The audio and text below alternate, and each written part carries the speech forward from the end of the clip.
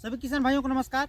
किसान साथियों, गेहूं की बुआई चल रही है। हालांकि 3 से 4 एकड़ की बुआई हम लोगों की जो है पहले ही हो चुकी है, लेकिन यह खेत जो है थोड़ा सा नीचे पड़ता है, खलार पड़ता है, जिस वजह से इसमें पानी लगने की संभावना रहती है, जिस वजह से यह खेत जल्दी नहीं उठ पाता है। तो हम लोग इसको सबसे लास्ट में बोते हैं।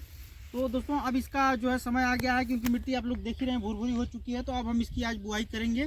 साथ में देखिए साथियों, मैं बुआई करते समय मैं पिछले साल तक जो है DAP, इफ्को की वगैरह की यूज करता था, लेकिन अब की साल मैंने साथियों किया क्या है कि 20-20-0-13 यह खाद जो होती है साथियों, NPK बोला जाता है। इसमें nitrogen, potassium, potash, zinc, sulphur वगैरह सब कुछ होता है। इसमें मैं इसका प्रयोग कर रहा हूँ इस साल बुआई के लिए।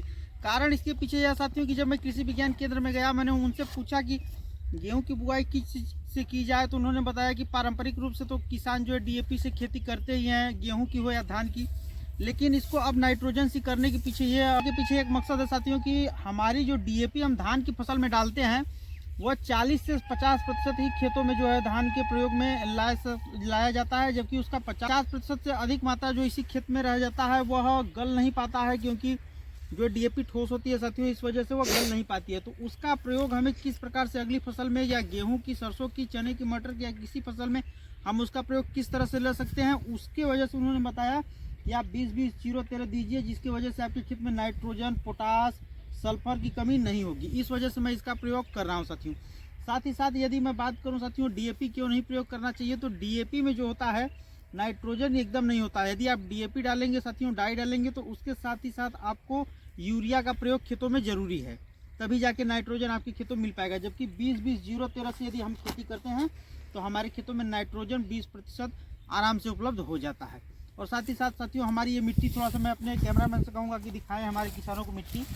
देखिए, ये हम लोगों की साइड की मिट्टी थोड़ी सी साथियों, देखिए ये लेयर देख रहे हैं आप लोग, ये ऊपर का लेयर गीला रहता है, लेकिन इसके नीचे जो ही आप देखेंगे ये मिट्टी पूरी तरह से जो है हो चुकी है एकदम भुरभुरी। गंगा जी के किनारे का क्षेत्र है, तराई का क्षेत्र है हम लोगों का, तो देख सकते हैं आप लोग। जबकि इसके ऊपर वाली देखिए एकदम ये मिट्टी आप देखेंगे तो अभी गीली है, मतलब 2 इंच के नीचे जो आप जाएंगे उसके बाद आपको मिट्टी हमारी एकदम ठोस भुरभुरी मिलेगी।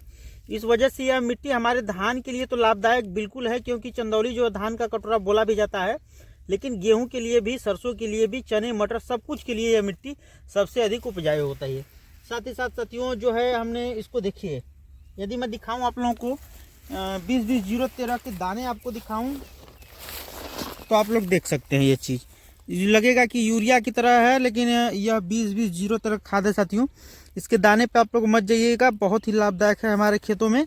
तो इस वजह से हम इससे बुआई करेंगे अपने खेतों की साथियों।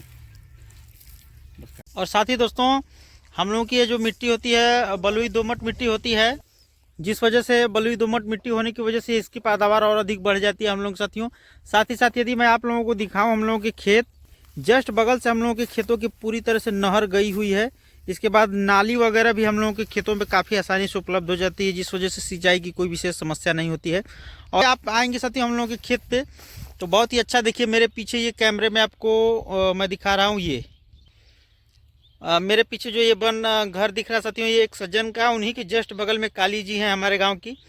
तो यहाँ पे हम लोग आते हैं तो बैठते हैं, वहाँ पे नल भी लगा है, पानी वानी भी पीते हैं हम लोग, बहुत ही अच्छा आनंद देता है साथियों। और साथ ही साथ मैंने अभी छिड़काव किया है DAP 20-20-0-13 NPK का, और जो है गेहूँ कनक सोना का। इस वजह से थोड़ा सा पसीना है चेहरे पर साथियों। और आप लोगों को मैं मिट्टी यदि दिखाऊँ थोड़ा सा और दिखाने का, किस प्रकार की मिट्टी आप लोग समझ सकते हैं, एकदम भुरभुरी मिट्टी है साथियों। जो ही जब बुआई में हम लोग इसको देने के बाद जब सिंचाई के लिए करते हैं तो इस मिट्टी में जल धारण क्षमता बहुत अधिक होती है, जिस वजह से इसमें कोई भी चीज़ यदि हम लगाते हैं तो उसकी पैदावार बहुत ही अच्छी होती है। इस वजह से हम इस मिट्टी में ज़्यादातर खाद का प्रयोग भी विशेष नहीं करते हैं। और यही खेत है साथियों जिसमें मैंने ढैंचे लगा रखे थे, हर साल लगाता हूँ गर्मियों के दिनों में।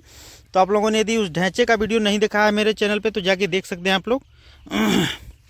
और साथ ही एक चीज़ मैं और दिखाऊँ आप लोगों को, तो देखिए जितने भी मेरे खेत के मेड़ हैं उन सभी मेड़ों पे मैंने तीसी लगा रखी है साथियों। देखिए यह तीसी और सरसों के कुछ दाने हमने छिड़क रखे हैं। अब जब गेहूं कटाई होने वाली रहती है उसके जस्ट पहले ही हम लोग इसको जो है हाथों से उखड़वा लेते हैं साथियों। कुछ उखाड़ते भी हैं और कुछ मजदूर लगवा के भी उखाड़ लेते हैं। अच्छी खासी तीसी हो जाती है। घरों में हम लोगों के छोटे मोटे जैसे कोई कार्य होते हैं, पूड़ी उड़ी बननी होती है तीसी की, तो इन्हीं तीसी से जो है बन जाती है।